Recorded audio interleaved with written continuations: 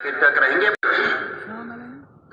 دوسری بات میرے دوستو یہ ہے کہ مجلس میں پوری بات کو جاگ کر سننا، اس لیے کہ آنکھیں بند ہو گئی تو کان بند ہو گئے۔ اب مجلس میں ہونے کے باوجود بھی کوئی بات دل تک جائے گی نہیں، اور جب بات دل تک نہیں پہنچے گی وہ زندگی کے رخ کو صحیح نہیں کرے گی۔ زندگی کے رخ کو وہ بات صحیح کرتی ہے جو کانوں کے راستے سے دل تک پہنچ جاتی ہے۔ اس لیے پوری بات کو جاگ کر سننا، اور جاگ کر سننے کا آسان راستہ یہ ہے کہ آنکھیں بند نہیں کرنا، نیچے نہیں دیکھنا، گھٹنوں میں ہاتھ نہیں ڈالنا، یہ ساری سونے کی نیتیں ہوتی ہے، بلکہ بات کرنے والے کی طرف دیکھتے رہنا۔ پھر بھی اگر آنکھ بند ہونے لگے تو اپنے آنکھوں کو مل کر اپنی نیند کو دور کیا جائے تاکہ مجلس کی پوری خیر ہم کو ملے۔ پڑوسی بھی اپنے ساتھی کو دیکھتے رہیں، کوئی سونے لگے تو محبت سے اس کو اٹھا دے، یہ اس کے ساتھ خیر خواہی کی بات ہے۔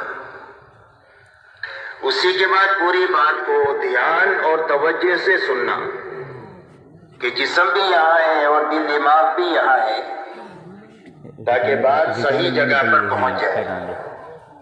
اسی کے ساتھ میں جتنی بات بھی سنیں گے اس پورے اجتماع میں، ہر مجلس میں عمل کی نیت سے بات کو سننا، اس لیے کہ اللہ کی طرف سے جو داد و دہش کا نظام ہے وہ آدمی کی نیت ہے۔ اسی لیے فرمایا وَإِنَّمَا لِكُلِّ امْرِئٍ مَّا نَوَىٰ، فرمایا ہر آدمی کو وہ چیز ملے گی جس کی اس نے نیت کیا۔ جب عمل کی نیت سے ہم بات سنیں گے تو بات محفوظ بھی ہو جائے گی اور عمل کی توفیق بھی ملے گی۔ جی چاہے نہ چاہے، حالات سازگار ہو ناسازگار ہو، ماحول مناسب ہو نامناسب ہو، ہر حال میں عمل کی توفیق جو اللہ کی طرف سے ملے گی وہ آدمی کی نیت پر ملے گی۔ اس لیے ہر مجلس میں ہر بات کو عمل کی نیت سے سننا، اسی کے ساتھ میں اچھی طرح سنتے ہوئے، اچھی طرح سمجھتے ہوئے، اچھی طرح کرتے ہوئے پورے عالم میں اور ساری انسانیت تک پہنچانے کی نیت سے بات کو سننا، کہ اس بات کو پورے عالم میں اور ساری انسانیت تک پہنچائیں گے۔ تو عالم تو بہت بڑا ہے، کئی سو ملک ہے، اور انسانیت تقریباً 700 کروڑ سے زیادہ ہے، تو سارے عالم میں اور ساری انسانیت تک بات کے پہنچانے کا کیا راستہ ہے؟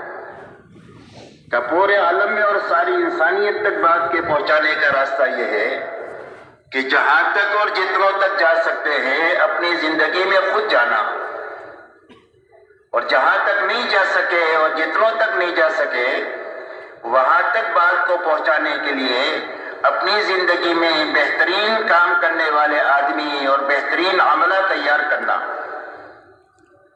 یہ پورے عالم میں بات کے پہنچانے کا مضبوط رخ ہے۔ اور ہماری محنت کا مضبوط رخ یہی ہے، اچھی طرح سمجھ کر، اچھی طرح کرتے ہوئے، اچھی طرح کرنے والے آدمی تیار کرنا، یہ محنت کا صحیح رخ ہے۔ اللہ تعالیٰ نے حضور پاک صلی اللہ علیہ وسلم کو بہت بڑا کام لے کر اللہ نے دنیا میں بھیجا آپ کو۔ آپ کی محنت کا میدان پورا عالم تھا، ساری انسانیت تھی اور قیامت تک کا زمانہ تھا۔ اتنا بڑا کام دے کر آپ کو اللہ نے بھیجا، اور اتنے بڑے کام پر قابو پانے کے لیے آپ کو صرف 23 سال کا زمانہ دیا گیا، کہ 23 سال کے عرصے میں اتنا بڑا کام کر کے آپ کو ہمارے پاس آنا ہے۔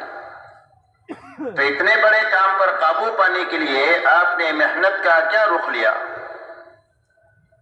آپ نے محنت کا یہ رخ لیا کہ بنفس نفیس اپنے آپ کو اس محنت میں پوری طرح لگاتے ہوئے، تھکاتے ہوئے، مٹاتے ہوئے آپ نے حجاز میں کام کیا، اور آپ کا لمبے میں لمبا سفر نبوت کے بعد تبوک تک کا ہے، اور پورا عالم آپ کی محنت کا میدان ہے۔ تو خود اس محنت کو پوری طریقے سے کرتے ہوئے آپ نے 23 سال میں صحابہ کا بہترین سوالات کا مجمع تیار فرمایا۔ خود کرتے ہوئے اپنا مجمع بنایا، اپنا عملہ بنایا، اور اس صحابہ کی جماعت آپ کی زندگی کا آئینہ تھی۔ اسی لیے صحابہ کا تعارف دو جملوں میں ہوتا ہے۔ فرمایا صحابہ کون ہیں؟ فرمایا فرسان بالنہار و رہبان باللیل، بسام بالنہار و بکاء باللیل۔ فرمایا صحابہ کی جماعت وہ جماعت ہے جو دن کے شہ سوار ہے، کہ گھوڑے کی پشت پر بیٹھ کر پوری دنیا میں پھر رہے ہیں لوگوں کو اللہ کی پہچان کرانے کے لیے کہ اللہ کون ہے اور کیسے ہیں۔ اور فرمایا راتوں کے راہب اور عبادت گزار ہیں۔ کانوا قلیلا من اللیل ما یہجعون وبالاسحار هم یستغفرون۔ فرمایا راتوں کو یہ بہت کم سوتے ہیں اور آخر راتوں میں کر کے مٹ کے کھپ کے اللہ کے سامنے استغفار کرتے ہیں، روتے ہیں کہ اللہ کرنے کا حق ادا نہیں ہوا۔ یہ صحابہ کی شان بتلائی۔ فرمایا بسام بالنہار و بکاء باللیل، دن کو حشاش بشاش اللہ کے دین کا کام کرنے والے، اور راتوں کو اللہ کے سامنے بہت زیادہ رونے والے۔ اور یہی دونوں صفتیں آپ کی پوری زندگی میں کامل درجے میں سب سے زیادہ تھی۔ آپ کا دن دعوت اور تعلیم کے لیے اللہ نے آپ کو داعی اور معلم بنا کر کے بھیجا تھا، تو دن کا اکثر وقت آپ کا دعوت اور تعلیم پر خرچ ہوتا تھا، اور رات کا اکثر حصہ آپ کا اللہ کی عبادت میں اور اللہ کے سامنے آہوزاری میں لگتا تھا۔ اور یہی دونوں چیزیں صحابہ کے اندر میں منتقل ہوئی، دن میں محنت اور راتوں کو اللہ کے سامنے نماز میں دعا میں آہوزاری میں لگنا۔ اس لیے میرے دوستو محنت کا صحیح رخ یہ ہے کہ کام کو اور محنت کو اچھی طرح سمجھ کر کرنا، اور اچھی طرح سمجھ کر کے کرتے ہوئے اچھی طرح کرنے والے آدمی زندگی میں تیار کرنا۔ کام کی حفاظت ترقی کا یہی راستہ ہے کہ اچھی طرح کرتے ہوئے اچھی طرح آدمی تیار کرنا۔ صحابہ نے تابعین بنائے، پھر تابعین نے تبع تابعین کو بنائے، اس طرح عملے سے عملہ بنتا رہا، یہاں تک کہ بات صحیح شکل میں ہمارے تک پہنچی اور انشاءاللہ قیامت تک چلتی رہے گی اسی راستے سے۔ اس لیے ان باتوں کو سامنے رکھ کر پوری مجلس میں ہم سب کو رہنا ہے کہ وہ رہیں گے انشاءاللہ۔ اللہ تعالی ہمارے لیے آسان فرمائے، قبول فرمائے۔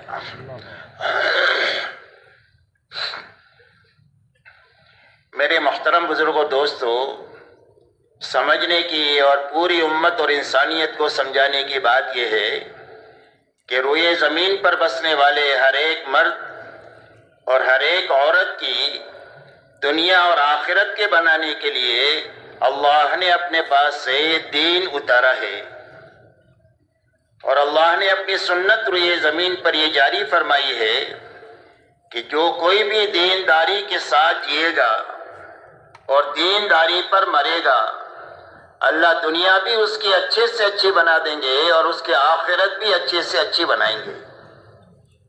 اور جو بے دینی کے ساتھ جیے یا بے دینی پر مرے، نتیجتاً اللہ اس کی دنیا بھی اجاڑیں گے اور اس کی آخرت ایسی اجڑے گی جس کے بعد کبھی بھی آبادی نہیں ہوگی۔ اللہ کی ایسی سنت ہے کہ اس میں کبھی بھی تبدیلی نہیں ہوگی۔ فَلَن تَجِدَ لِسُنَّتِ اللَّهِ تَبْدِيلًا وَلَن تَجِدَ لِسُنَّتِ اللَّهِ تَحْوِيلًا۔ اللہ کی سنت کو کبھی بدلتا ہوا نہیں پاؤ گے۔ اس لیے اللہ کے یہاں سے ہر انسان کی کامیابی کا ایک ہی راستہ ہے اور وہ دین ہے۔ اور اس بات کو سمجھانے کے لیے اللہ تعالیٰ نے ہم سے پہلے جو لوگ اس دنیا میں آباد ہوئے اور یہاں سے آ کر گئے، ان کے انجام کو تفصیل سے بیان کیا ہے کہ انبیاء علیہ السلام اور ان کے ماننے والے ہمیشہ بے سر و سامانی میں اور قسم پرسی میں رہے، لیکن دین کی بنیاد پر اللہ نے نتیجتاً ان کو چمکا دیا۔ اور نہ ماننے والے ہر زمانے میں دنیاوی اعتبار سے بڑے بڑے نقشوں میں رہے، لیکن اس کے باوجود نتیجتاً اللہ نے ان کو اجاڑ دیا۔ اور قرآن پاک میں اللہ نے فرمایا فَكُلًّا أَخَذْنَا بِذَنبِهِ فَمِنْهُمْ مَنْ أَرْسَلْنَا عَلَيْهِ حَاصِبًا وَمِنْهُمْ مَنْ أَخَذَتْهُ الصَّيْحَةُ وَمِنْهُمْ مَنْ خَسَفْنَا بِالْأَرْضِ وَمِنْهُمْ مَنْ أَغْرَقْنَا وَمَا كَانَ اللَّهُ لِيَظْلِمَهُمْ وَلَكِنْ كَانُوا أَنفُسَهُمْ يَظْلِمُونَ۔ اللہ جل شانہ فرماتے ہیں ان میں کہ ہر ایک کی ہم نے پکڑ کیا، اور پکڑنے کی بنیاد کیا ہوئی؟ فرمایا گناہوں والی زندگی ہوئی اور معصیت اور نافرمانی والی زندگی ہوئی، جس کی بنیاد پر ہم نے ان کی پکڑ کیا۔ ان میں سے کسی پر ہوا کے عذاب کو بھیجا، اور کسی پر فرشتے کی صیحہ اور چیخ کو مسلط کیا جس سے ان کے کلیجے پھٹ گئے، کسی کو زمین میں دسایا، کسی میں پانی کو پانی میں ڈبایا، اور یہ فرمایا اللہ کسی پر ظلم نہیں کرتے ہیں، انہوں نے ہی اللہ کی نافرمانی اور ناشکری کر کے اپنے آپ کو اللہ کے عذاب کا اور اللہ کی پکڑ کا مستحق بنا دیا۔ اس لیے میرے محترم دوستو، یہ بنیادی بات ہے کہ کامیابی کا ایک ہی راستہ ہے اور وہ صرف دین کا ہے۔ رہا دنیا میں جتنے اسباب ہیں جس میں لوگ اپنے روزی روٹی کی تلاش میں لگتے ہیں، تجارت ہے، کھیتی ہے، ملازمت ہے، ڈاکٹری ہے، انجینئرنگ ہے، حکومت ہے، سائنس ہے، غرض یہ کہ جتنے اسباب دنیا میں چھوٹے بڑے ہیں اور جتنے حالات انسانوں پر دنیا میں آتے ہیں، خوشی کے، غمی کے، راحت کے، تکلیف کے، بیماری کے، تندرستی کے، مالداری کے، غریبی کے، یہ اسباب اور حالات نہ تو کامیابی کے لیے ہے اور نہ تو ناکامی کے لیے ہے، بلکہ صرف امتحان کے لیے اور گزارے کے لیے ہے۔ اللہ جل شانہ ہر انسان کو چھوٹے بڑے سبب میں رکھ کر اور اچھے برے حال سے گزار کر آزمانا چاہتے ہیں کہ اس سبب میں اور اس حال میں یہ حکم کو سامنے رکھ کر جیتا ہے یا خواہش کو سامنے رکھ کر کے جیتا ہے۔ اس لیے کہ دنیا میں جینے کے دو ہی راستے ہیں، تیسرا کوئی راستہ نہیں ہے۔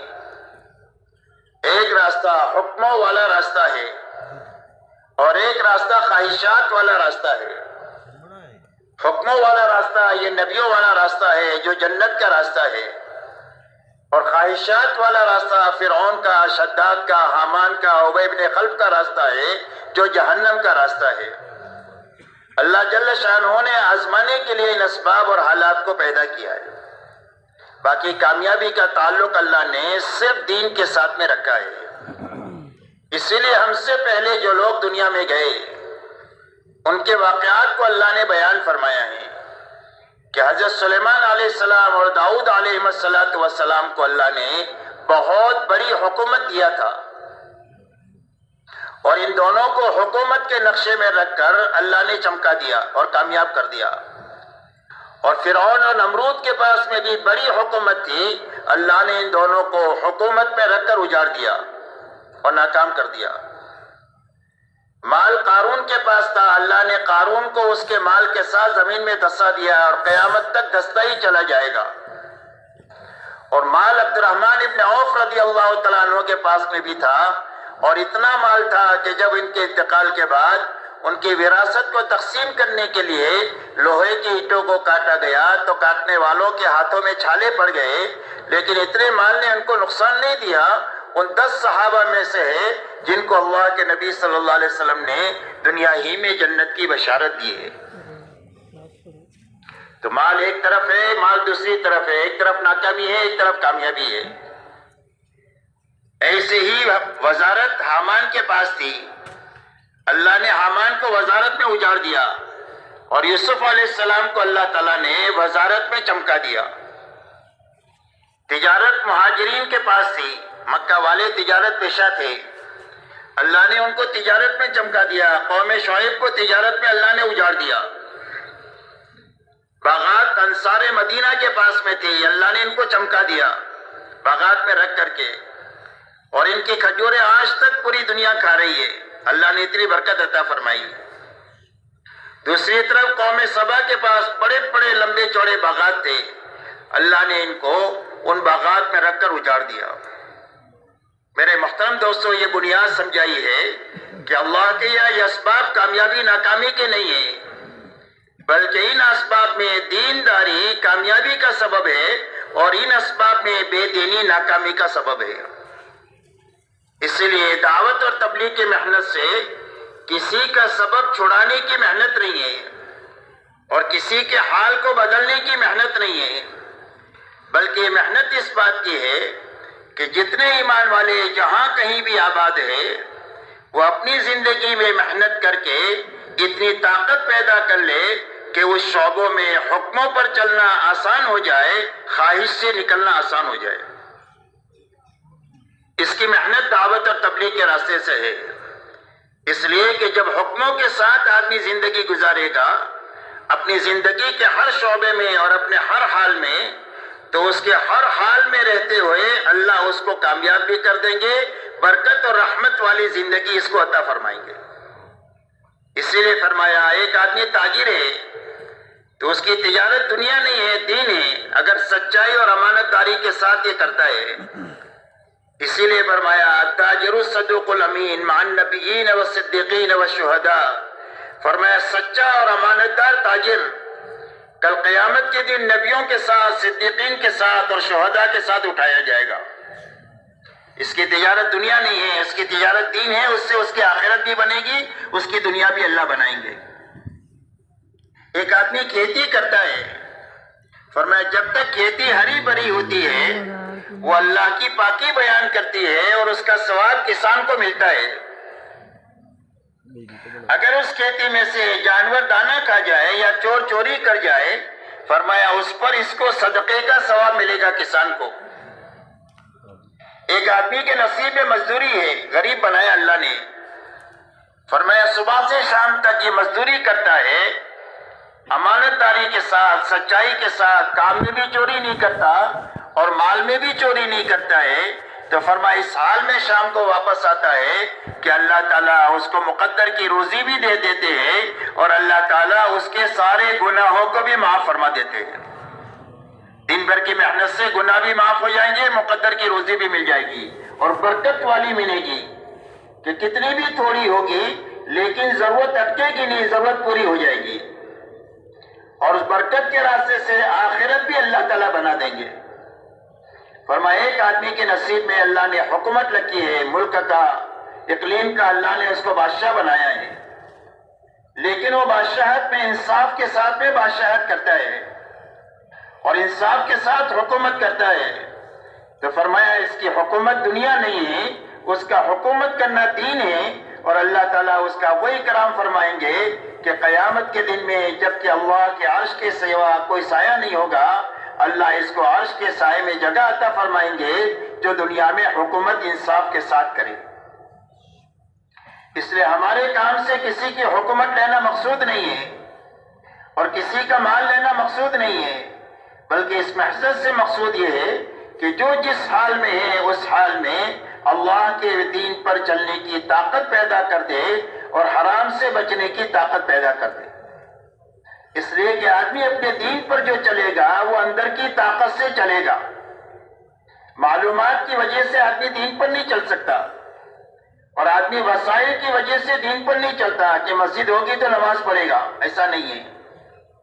اور آدمی کو یہ معلوم ہے کہ 5 وقت کی نماز پڑھنا فرض ہے تو یہ نماز پڑھے گا، ایسا نہیں ہے کہ بھئی لوگوں کو معلومات ہے کہ نہیں ہے اور دین پر چلنے کے وسائل ہے کہ نہیں ہے، لیکن زندگی میں دین نہیں ہے۔ تو دین نہ ہونے کی وجہ یہ ہے کہ اندر میں دین پر چلنے کی طاقت نہیں ہے، طاقت کی کمی ہے، کفر کی وجہ سے نہیں بلکہ ضعف ایمان کی وجہ سے اور یقین کی کمزوری کی وجہ سے اندر میں فرائض پر کھڑا ہونے کی اور حرام سے بچنے کی طاقت نہیں ہے۔ تو یہ محنت اس بات کی ہے کہ ہر فرد امت کی زندگی میں وہ طاقت پیدا ہو جائے جو اللہ کے سارے فرائض پر اس کو کھڑا کر دے اور سارے حرام سے اللہ اس کو بچا دے، اس لیے کہ اللہ کی طرف سے یہی 2 لائن کے احکامات ہیں، کرنے کے لائن کے احکامات ہیں، بچنے کے لائن کے احکامات ہیں۔ تو اتنی طاقت کا حاصل کرنا ہر مرد اور عورت کے اوپر فرض عین ہے جو سارے فرائض پر اس کو کھڑا کر دے، سارے حرام سے اس کو بچا دے، تاکہ زندگیوں میں پورا دین اپنے حقیقت کے ساتھ آ جائے۔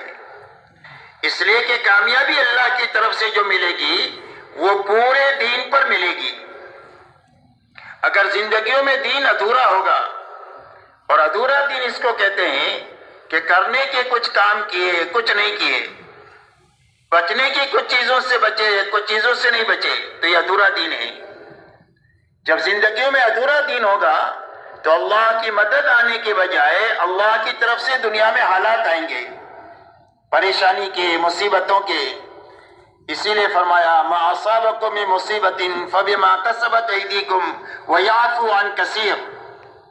فرمایا جو مصیبت بھی تمہارے پر دنیا میں آ رہی ہے تمہارے ہاتھوں کے غلط کاموں کی وجہ سے آ رہی ہے، اور بہت ساری غلطیاں تو وہ ہے جو اللہ تعالیٰ معاف فرما دیتے ہیں، اور حالات بھی اللہ کی طرف سے آتے ہیں، وہ ایمان والوں کے لیے رحمت بن کر آتے ہیں.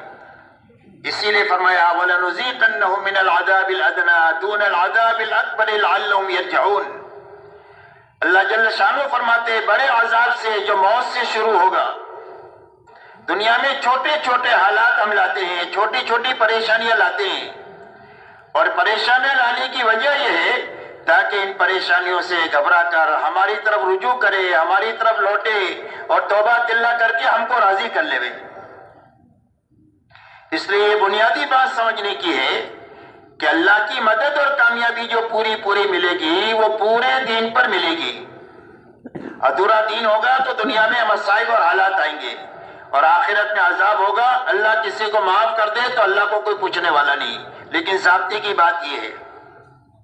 اس لیے دعوت اور تبلیغ کی محنت اس بات کی ہے کہ ہر فرد امت میں پورا پورا دین اپنی حقیقت کے ساتھ آ جائے، تاکہ دین کے راستے سے اللہ ہماری دنیا بھی سنوار دے اور ہماری آخرت بھی اچھے سے اچھی بنا دے. اب میرے دوستو پورا دین کیا ہے اس کو اچھی طرح سمجھنا ہے، اس لیے کہ اس وقت کا المیہ یہ ہے کہ ہم دین کے معاملے میں اپنے سے نیچے والوں کو دیکھتے ہیں، اور دنیا کے معاملے میں اپنے سے اوپر والوں کو دیکھتے ہیں. تو دین کی کمی کا احساس نہیں ہوتا ہم کو کہ ہمارے اندر میں دین کی کمی ہے. دنیا کے مال میں اوپر دیکھتے ہیں، 100 پتی 1000 پتی کو دیکھتا ہے، اور 1000 پتی لکھ پتی کو دیکھتا ہے، لکھ پتی کروڑ پتی کو دیکھتا ہے، کروڑ پتی ارب پتی کو دیکھتا ہے، ارب پتی کھرب پتی کو دیکھتا ہے، کھرب پتی ملک والے کو دیکھتا ہے کہ میرے پاس تو پیسہ ہی اقتدار نہیں ہے، اور اقتدار والا اس کو دیکھتا ہے جس کے پاس بڑا ملک ہے کہ میرے پاس تو چھوٹا ہے اس کے پاس بڑا ہے.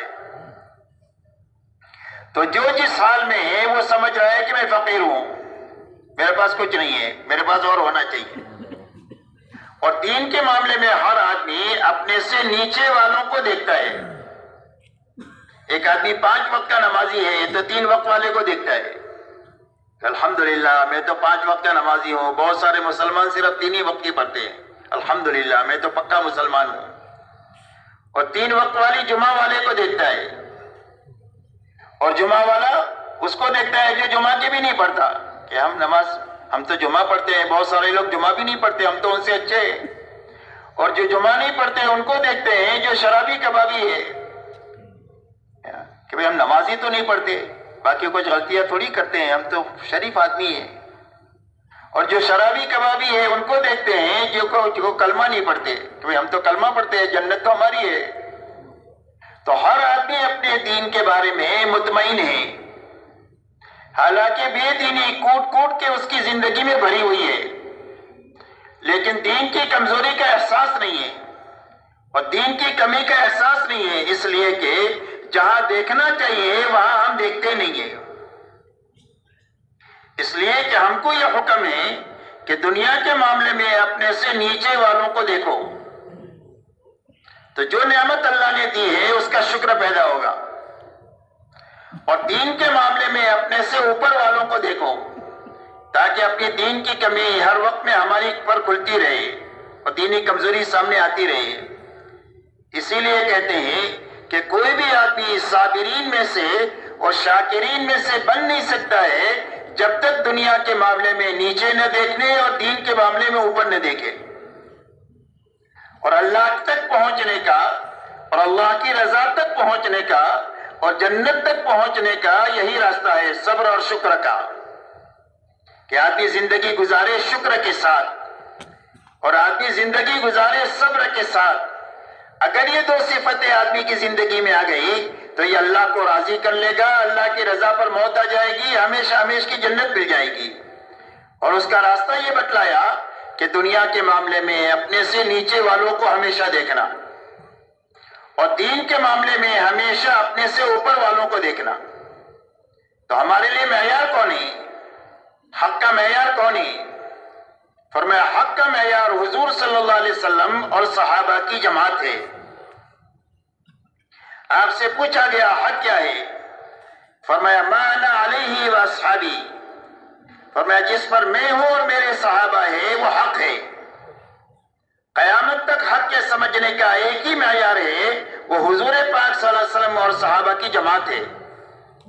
آپ کے بارے میں تو اللہ نے فرما دیا وَلَكُمْ فِي رَسُولِ اللَّهِ أُسْوَةٌ حَسَنَةٌ، تمہارے لیے حضور صلی اللہ علیہ وسلم کی زندگی میں بہترین نمونہ ہے۔ اپنی زندگی کو محمدی سانچے میں ڈھال کر زندگی گزارو۔ اور اصحاب محمد صلی اللہ علیہ وسلم کے بارے میں فرمایا کہ میرے سارے صحابہ ستاروں کے مانند ہیں، جن کے پیچھے بھی تم چلو گے وہ تم کو اللہ تک اور جنت تک پہنچا دیں گے۔ حضرت عبداللہ ابن مسعود رضی اللہ تعالیٰ عنہ فرماتے ہیں کہ جو کسی کی راہ لینا چاہے اور جو کسی کی نقل اتارنا چاہے اور جو کسی کی ڈگر پر چلنا چاہے تو فرمایا وہ اصحاب محمد صلی اللہ علیہ وسلم کے پیچھے پیچھے چلے، اس لیے کہ اللہ تعالیٰ نے ان کو حضور صلی اللہ علیہ وسلم کی صحبت کے لیے اور دین کو دنیا میں پھیلانے کے لیے اللہ تعالیٰ نے ان کو منتخب کیا ہے۔ ان کی یہ حالت ایسی ہے کہ یہ دلوں کے بہت پاک ہے، علم کے بہت گہرے ہیں اور تکلفات سے زندگیاں بالکل پاک ہیں، جو اندر میں ہے وہی باہر ہے۔ اس لیے حق کا معیار قیامت تک حضور صلی اللہ علیہ وسلم اور صحابہ کی زندگی ہے، اور ان کو سامنے رکھ کر چلنے کا سارے ایمان والوں کو حکم ہے۔ یا ایھا الذین آمنوا اتقوا اللہ وکونوا مع الصادقین، اے ایمان والو اللہ سے ڈر کر کے زندگی گزارو اور سچے لوگوں کے ساتھ رہو۔ تو قرآن میں مہاجر اور انصار کو اللہ نے سچا کہا ہے دو جگہ پر، ایک جگہ مہاجرین کو سچا کہا ہے، ایک جگہ انصار کی جماعت کو بھی سچا کہا ہے کہ بھائی یہ سچے ہیں، ان سچوں کے ساتھ رہو، ان کی چال چلو، ان کی زندگی اپناؤ، ان کی خلوت جلوت اپنی بناؤ، ان کی انفرادی اجتماعی زندگی اپنی بناؤ، اس لیے کہ حق انہی کے ساتھ مقید ہے قیامت تک۔ جو اپنے ماحول سے حق کو سمجھنے کی کوشش کرے گا وہ غلطی اور دھوکے کے ساتھ زندگی گزارے گا، اور ہو سکتا ہے دھوکے پر ہی مرے، اس لیے کہ ماحول میں دیکھے گا تو غلط صحیح سمجھے گا جس کو وہ غلط ہوگا، جس کو حق سمجھے گا وہ باطل ہوگا، اور اگر اس دھوکے کے ساتھ موت آ گئی تو کل انسان خون کے آنسو روئے گا، اس کے آنسوؤں کا پوچھنے والا کوئی نہیں ہوگا۔ اسی لیے میرے محترم دوستو، مولانا الیاس صاحب رحمۃ اللہ علیہ سے جب بات پوچھی گئی کہ آپ اس محنت سے کیا چاہتے ہیں، تبلیغ کی محنت سے سب سے کہتے ہو نکلو نکلو نکلو، تو آپ اس محنت سے چاہتے کیا ہوں؟ فرمایا اس محنت سے میں یہ چاہتا ہوں کہ حضور صلی اللہ علیہ وسلم اس دنیا سے تشریف لے جانے کے وقت میں امت کو جس سطح پر چھوڑ کر گئے تھے دوبارہ امت اس سطح پر پہنچ جائے، میں اس محنت سے یہ چاہتا ہوں۔ یہ ہماری منزل طے کیا کہ تبلیغ کی محنت کیوں ہے؟ فرمایا وہاں تک جانے کے لیے ہے۔ ہر آدمی اپنی منزل یہ بنا کر چلنا شروع کرے، یا تو اللہ وہاں تک پہنچا دیں گے، اس لیے کہ صحابہ کو صحابہ اللہ ہی نے بنایا ہے، وہ اللہ اس بات پر قادر ہے کہ 20ویں صدی کے ایمان والوں میں وہ بنیادیں زندہ کر دے جو بنیادیں اللہ نے صحابہ میں زندہ فرمائی تھی۔ تو صحابہ میں کیا بنیادیں تھی؟ فرمایا صحابہ میں دو بنیادیں تھی، ایک تو 100% ایمان والوں میں پورا دین اپنی حقیقت کے ساتھ پایا جاتا تھا، پورا دین اپنی حقیقت کے ساتھ پایا جاتا تھا، جو قرآن میں ہے وہ ان کی زندگی میں ہے، جتنے کرنے کے کام بتائیں وہ سارے کام ان کی زندگیوں میں ہیں، جتنی چیزوں سے بچنے کا حکم ہے ان ساری چیزوں سے زندگیاں ان کی بچی ہوئی ہے، جن صفات سے اللہ نے متصف ہونے کے لیے کہا ہے ان صفات سے ان کی زندگی متصف ہے، اور جن رذائل سے پاک رہنے کا حکم دیا ہے ان رذائل سے ان کی زندگیاں پاک ہے۔ اسی لیے فرمایا کانوا کتاب اللہ یمشون علی الارض، فرمایا زمین پر چلتی پھرتی اللہ کی کتاب تھے، کہ جس سے قرآن سمجھنا ہوتا تھا ان کی زندگی کو سمجھا جا سکتا تھا ان کی زندگی سے۔ اسی لیے ان کی دعوت اسلموا تسلموا، فرمایا اسلام لاؤ سلامتی ملے گی۔ فرمایا کون سا اسلام؟ فرمایا کونوا مثلنا، فرمایا ہمارے جیسے ہو جاؤ۔ کیسے ہو جاؤ؟ ہمارے جیسے ہو جاؤ۔ ہماری زندگی وہ ہے جس زندگی پر اللہ نے اپنی رضا کی مہر لگائی ہوئی ہے، کہ صحابہ کی ہر چیز سے اللہ راضی ہے، ان کے فقر سے، ان کے مالداری سے، ان کی انفرادی زندگی سے، ان کی اجتماعی زندگی سے، ان کی عبادت سے، ان کی زندگی کے ہر حرکت اور سکون سے اللہ خوش ہے۔ ہماری جیسی زندگی بنا دو، اللہ تعالیٰ تم سے بھی خوش ہو جائے گا۔ اس لیے ایک تو پورا دین اپنی حقیقت کے ساتھ ان کی زندگی میں پایا جاتا تھا۔ دوسری بات 100% صحابہ میں یہ تھی کہ 100% صحابہ نے اپنی جان مال کو اللہ کے دین کے مقابلے میں بے قیمت بنایا تھا، کہ ہماری جان کی اللہ کے اور اللہ کے دین کے مقابلے میں کوئی بھی قیمت نہیں ہے۔ اللہ کی طرف سے کوئی تقاضا ہے، اس کے دین کا تقاضا ہے، تو اس کے لیے ایک جان لگانے کا تقاضا ہے تو ایک لگا سکتے ہیں، گھرانے کو لگانے کا تقاضا ہے تو گھرانہ لگا سکتے ہیں، برادری کو لگانے کا تقاضا ہے تو برادری کو لگا سکتے ہیں۔ ہماری جان اللہ کے اور اللہ کے دین کے مقابلے میں بے قیمت ہے۔ ویسے تو ایمان والے کی جان تو بہت قیمتی، اگر ساری دنیا کسی مومن کو قتل پر جمع ہو جائے تو اللہ سب کو عذاب دیں گے، مومن اتنا قیمتی ہے، لیکن اللہ کے مقابلے میں اور اللہ کے دین کے مقابلے میں ہماری جانیں بے قیمت ہے۔ اللہ بڑے اور اللہ کا دین بڑا۔ ایسے ہی مال کو بے قیمت بنایا اللہ کے اور اللہ کے دین کے مقابلے میں، کہ جتنے مال کا تقاضا ہوگا اتنا مال اللہ کے دین پر لگائیں گے، 100 کا تقاضا ہے تو 100 لگائیں گے، اور 1000 کا تقاضا ہے تو 1000 لگائیں گے، اور جھاڑو مار کر لگانے کا تقاضا ہے تو جھاڑو مار کر پورا اس یقین کے ساتھ لگا دیں گے کہ جب اللہ کی نسبت پر لگا دیں گے تو اللہ اجاڑیں گے نہیں، اللہ آباد کر دیں گے۔ اس لیے کہ اللہ کی نسبت پر کھپنے والے کبھی اجڑتے نہیں ہیں بلکہ آباد ہوتے ہیں، اور وہ نہیں آباد ہوتے ہیں بلکہ ان کی صدیوں تک کی نسلیں آباد ہو جاتی ہیں جو اللہ کی نسبت پر اپنے آپ کو مٹا دیتے ہیں اللہ کے لیے۔ اس لیے کہ اللہ سے بڑھ کر کے کوئی غیرت والا نہیں ہو سکتا ہے کہ ایک آدمی اللہ کی نسبت پر اپنا لگا دے اور اللہ اس کو اور اس کے خاندان کو اجاڑ دے، کبھی نہیں ہو سکتا میرے دوست۔ تو یہ دو بنیادیں صحابہ میں تھی، اس لیے اس کو ہمیں سمجھنا ہے تاکہ اپنی منزل طے کریں۔ جب منزل طے کریں گے تو چلتے رہنا آسان ہو جائے گا، لمبا سفر ہے۔ اس لیے کہ تبلیغ چلنے 4 مہینے کا کام نہیں ہے، 7 مہینہ سال کا کام نہیں ہے، بلکہ زندگی بھر کرنے کا کام ہے۔ فرمایا وَاعْبُدْ رَبَّكَ حَتَّى يَأْتِيَكَ الْيَقِينُ، فرمایا اللہ کی عبادت میں، اللہ کی اطاعت میں، اللہ کے کام میں لگے رہو۔ کب تک؟ فرمایا موت تک کا مطالبہ ہے، موت تک لگے رہنے کا۔ اور یہ فرمایا لا تموتن الا وانتم مسلمون، اللہ فرماتے ہیں مسلمان ہو کر کے مریو، یعنی فرما بردار بن کر کے مریو۔ تو فرما بردار بن کر کون مرے گا؟ فرما جو فرما بردار بن کر جیے گا وہ فرما بردار بن کر مرے گا، اور جو فرما بردار بن کر مرے گا وہ فرما بردار بن کر قیامت کے دن اٹھے گا۔ جیسی زندگی ہے ایسی موت ہے، اور جیسی موت ہے ایسا قیامت کے دن حشر میں اٹھنا ہے۔ اس لیے جینے اور مرنے کا مطالبہ دین کے ساتھ اور دین کی محنت کے ساتھ ہے۔ تو لمبا سفر ہے، اگر منزل طے نہیں کریں گے تو راستے کی صعوبتوں سے تھک ہار کر یا تو بیٹھ جائیں گے یا راستہ بدل دیں گے۔ تو جو بیٹھ جائے گا وہ بھی منزل گم کر دے گا، اور جو راستہ بدل دے گا وہ بھی منزل گم کر دے گا، منزل گم ہو جائے گی۔ اور جو چلتا رہے گا صحیح رخ کے ساتھ میں، یا تو اللہ کو وہاں تک پہنچا دیں گے، اگر پہنچنا نہیں ہوا راستے میں مر گیا تو اللہ تعالیٰ پہنچنے والوں کے ساتھ حشر فرما دیں گے۔ اللہ کے داد و دہیش کے انداز نرالے ہیں۔ فرمایا ایک آدمی نے حفظ شروع کیا اور حافظ بننے سے پہلے مر گیا تو اللہ قیامت کے دن اس کو حافظ اٹھائیں گے۔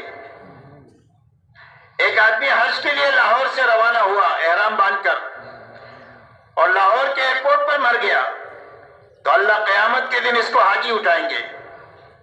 صحابہ کو منزل بنا کر ہم چلتے رہیں گے، یا تو اللہ ان بنیادوں تک پہنچا دیں گے جو بنیادیں میں صحابہ میں زندہ تھی، اور اللہ ان بنیادوں کی بنیاد پر ہم سے وہ کام لے لیں گے جو اللہ نے صحابہ سے کام لیا۔ اور اگر اتنا منظور نہیں ہوا راستے میں مر گئے تو اللہ تعالیٰ ان کے ساتھ حشر فرما دیں گے۔ اس لیے میرے دوستو مولانا الیاس صاحب رحمۃ اللہ علیہ نے اس محنت کی منزل یہ طے کیا کہ حضور صلی اللہ علیہ وسلم امت کو جہاں چھوڑ کر گئے تھے امت دوبارہ وہاں تک پہنچے. اس محنت میں آنے والا, اس کو محبت کرنے والا, اس میں چلنے والا ہر آدمی اپنی منزل یہ بناوے کہ مجھے وہاں تک جانا ہے جہاں صحابہ پہنچے تھے. اللہ تعالیٰ پہنچا دیں گے اور اس کے ساتھ میں ہمارا حشر فرما دیں گے.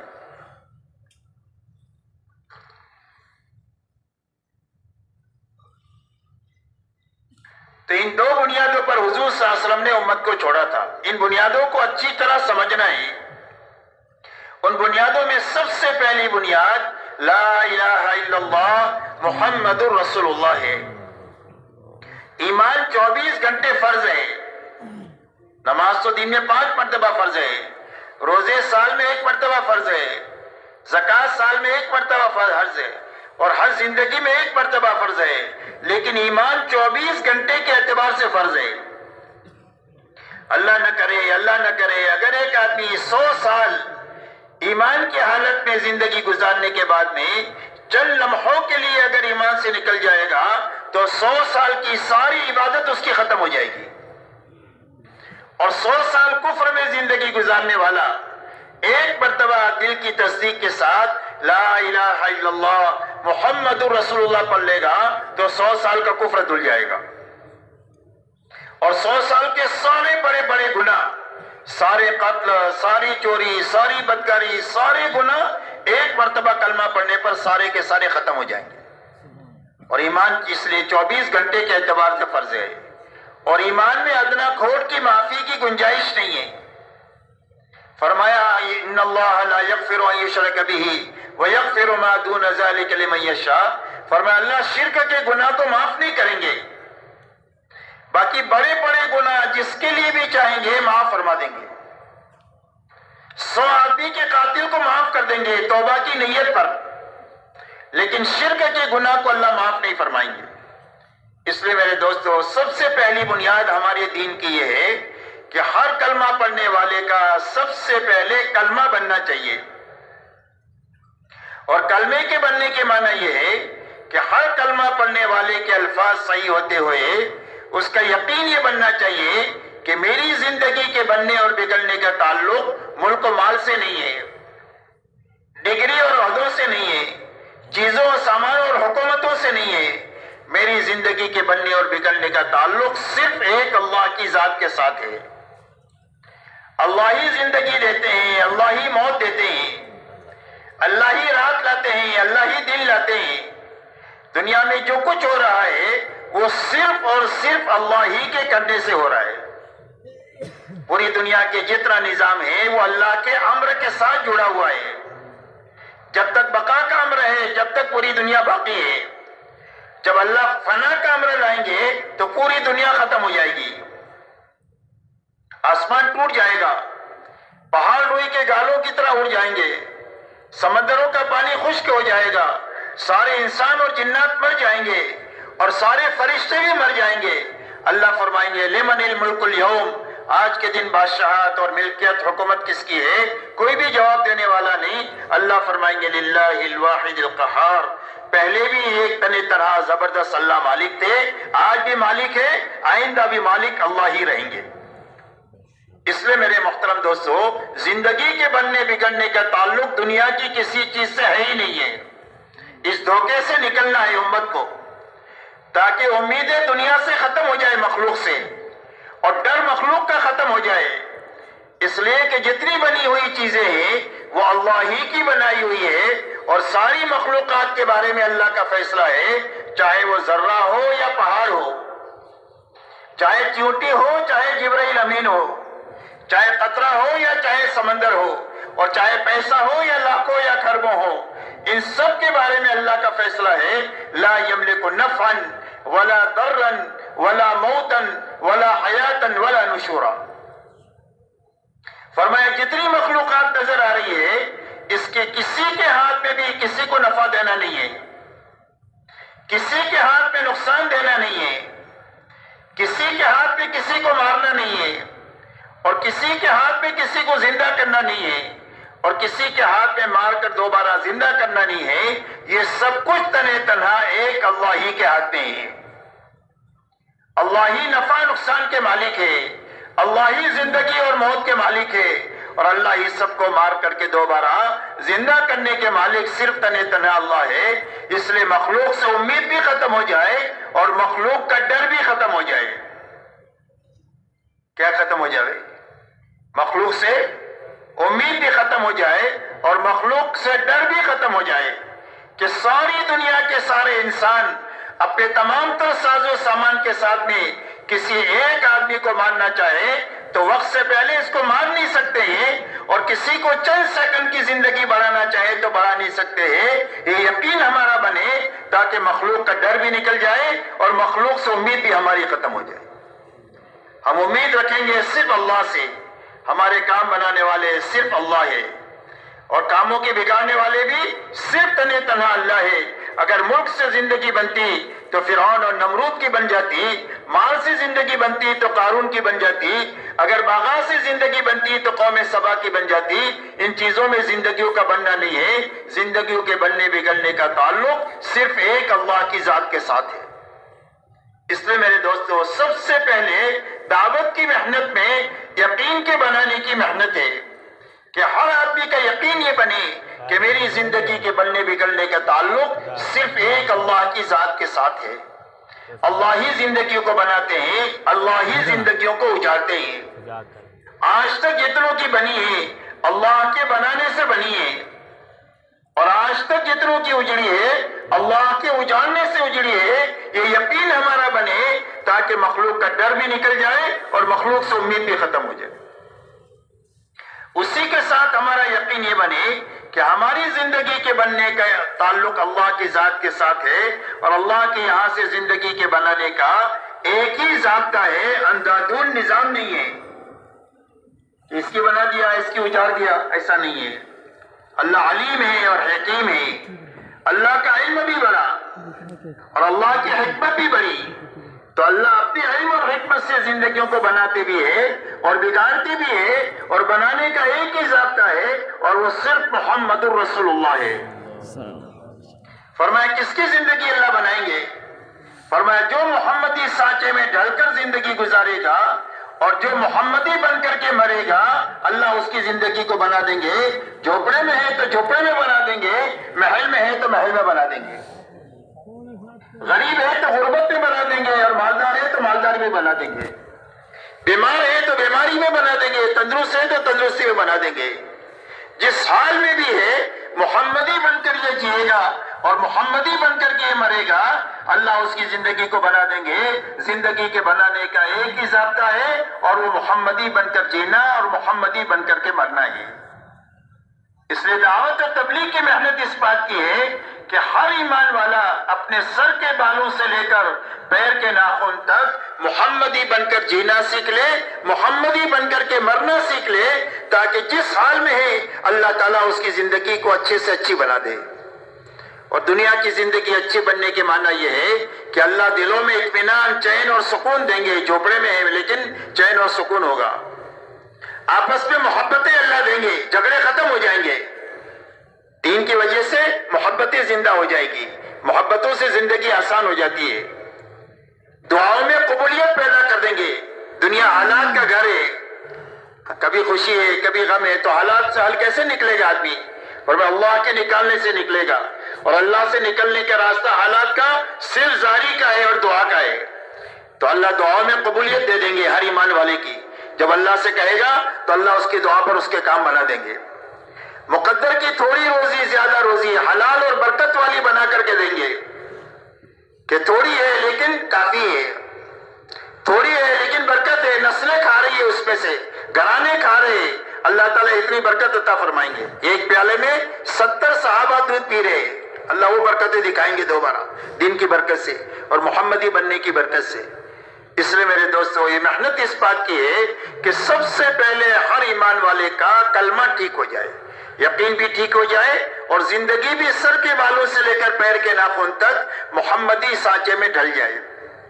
اس لیے کہ اللہ والا بننے کا سب سے مختصر راستہ اور شارٹ کٹ راستہ وہ سنت والا راستہ ہے، سارے خطرات سے پاک راستہ سنت والا راستہ ہے۔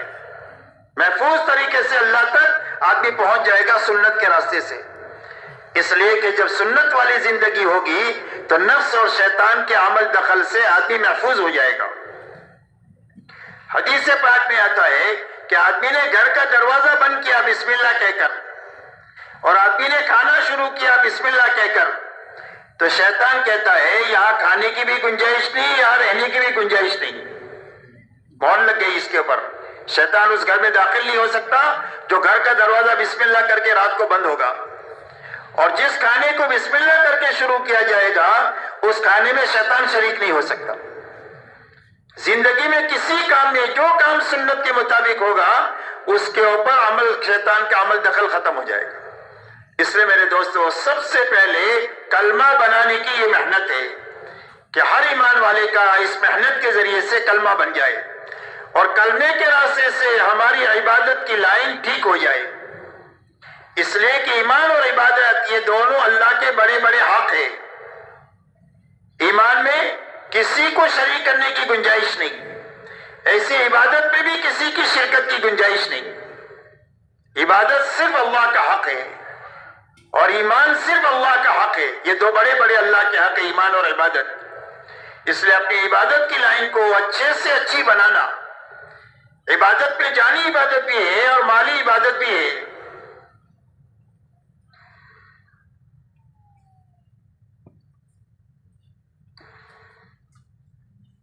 نماز روزہ یہ جانی عبادت ہے، تو اپنی نماز کو ایسی اچھی بنانا کہ جس نماز کے ذریعے سے ہماری 24 گھنٹے کی زندگی اچھی بن جائے۔ اس لیے کہ 24 گھنٹے کی زندگی اچھی جو بنے گی وہ نماز کے بننے کے راستے سے بنے گی۔ اللہ والے یہ فرماتے ہیں کہ نماز کی مثال زندگی میں ایسی ہے جیسے گھر میں روشن دان اور کھڑکی ہوتی ہے، کہ گھر کا دھواں کہاں سے باہر جائے گا؟ کھڑکی اور روشن دان سے باہر جائے گا۔ گھر میں تازہ ہوا کہاں سے آئے گی؟ کھڑکی اور روشن دان سے آئے گی۔ ایسا ہی زندگیوں کی برائیاں زندگیوں سے جو نکلے گی وہ نماز کے راستے سے نکلے گی، اور زندگیوں میں اچھائیاں جو آئے گی وہ نماز کے راستے سے آئے گی۔ اسی لیے نماز کے بارے میں اللہ نے فرمایا ان الصلاۃ تنہی عن الفحشاء والمنکر، فرمایا نماز آدمی کو بے حیائی اور برائی کے کاموں سے روکتی رہتی ہے۔ نماز بنتی جائے گی تو زندگیوں میں سے رذائل نکلتے جائیں گے، اچھائیاں زندگیوں میں آتی چلی جائے گی۔ حضرت عمر رضی اللہ تعالیٰ عنہ کے زمانے میں ایک نوجوان کی آنکھ لڑ گئی ایک دوشیزہ سے، تو خیر القرون کا بہترین زمانہ تھا، تو لڑکی نے لڑکے سے یہ کہا کہ آگے کی بات تو بعد میں کریں گے، پہلے ایک کام کرو، امیر المؤمنین کے پیچھے آپ 40 دن تکبیر اولیٰ کے ساتھ نماز پڑھو۔ یہ راستہ دکھایا، تو اس نوجوان نے 40 دن تک امیر المؤمنین کے پیچھے تکبیر اولیٰ کے ساتھ نماز پڑھی۔ اس کا اثر یہ ہوا کہ لڑکی کا دھیان دماغ میں سے نکل گیا، اللہ کی محبت دل میں آ گئی، اور پوری زندگی نکھرنے کا سامان پیدا ہو گیا۔ اس لیے میرے دوستو اپنی نماز بنانے کی محنت ہے تبلیغ میں کہ ہر ایمان والا اپنی نماز بنا کر کے اپنی نماز ایسی اچھی بنا دے جو 24 گھنٹے کی زندگی کو اللہ کی اطاعت اور فرما برداری پر کھڑا کر دے، کہ جس طرح نماز میں پابند ہے نماز کی باہر کی زندگی میں بھی ہم پابند رہیں گے اللہ کے حکموں کے۔ آنکھ پابند، زبان پابند، کان پابند، ہاتھ پابند، پیر پابند، دل دماغ پابند، جس طرح نماز میں ساری پابندی نماز کی باہر کی زندگی میں بھی پابندی۔ روزہ ایسا اچھا رکھے کہ تقوی پیدا ہو جائے، کہ حلال سے بچ گئے ہیں حکم کی بنیاد پر، کہ اللہ نے گھر میں پاک روزی موجود ہے، منع کر دیا تو نہیں کھاتے، حلال بیوی ہے اس کے پاس نہیں جاتے، پانی ہے مچھلی مشروب ہے لیکن نہیں پیتے، کیوں کہ اللہ نے منع کیا ہے۔ اور میں حلال سے بچ گئے ہیں تو حرام سے بچنے کی طاقت پیدا ہو جائے، کہ پوری زندگی اللہ نے جن چیزوں کو حرام کیا ہے اس سے بچ کر زندگی گزاریں گے۔ یہ طاقت پیدا کرنے کے لیے اللہ نے رمضان کے 1 مہینے کے روزے عطا فرمائے۔ اسی کی غرض یہی بتائی کہ روزے اس لیے فرض کیے تاکہ تمہارے اندر تقوی پیدا ہو جائے، اور حرام سے بچ گئے تو یہ سب سے بڑی عبادت گزاری ہے۔ حدیث پاک میں فرمایا اتق المحارم تکن عابد الناس، فرمایا حرام سے بچ جاؤ تم سب سے بڑے عبادت گزار ہو۔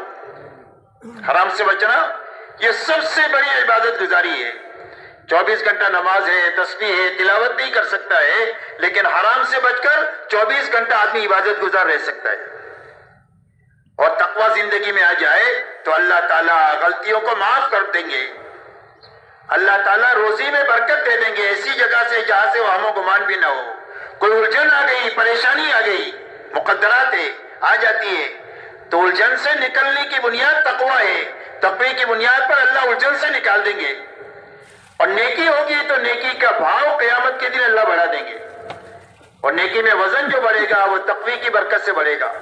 آپ انداز لگائے کہ تقوی کی برکت سے نیکی میں کتنا وزن پیدا ہوتا ہے۔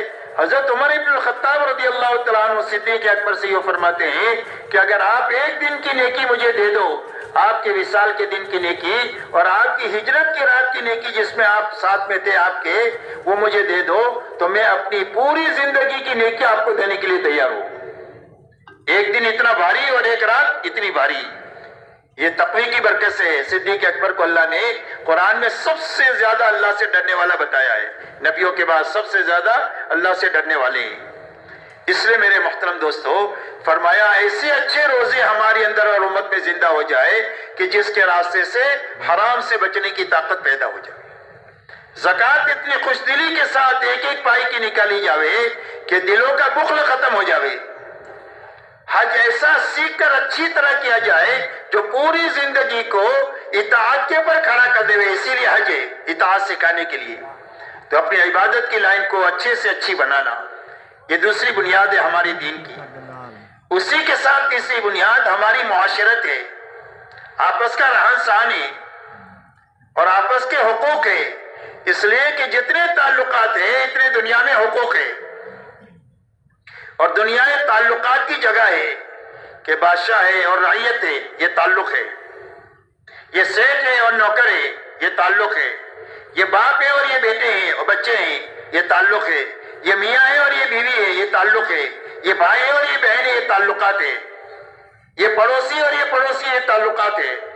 یہ دنیا تعلقات کی جگہ ہے، اور جتنے تعلقات ہیں اتنے حقوق ہیں۔ جب حقوق ادا ہو جائیں گے تو حقوق کے ادا ہونے کی وجہ سے گھر سے لے کر پورا عالم جنت کا نمونہ بن جائے گا، گہوارہ بن جائے گا۔ پوری دنیا میں امن و امان ہوگا، پوری دنیا میں سلامتی ہوگی حقوق کی ادائیگی کی وجہ سے۔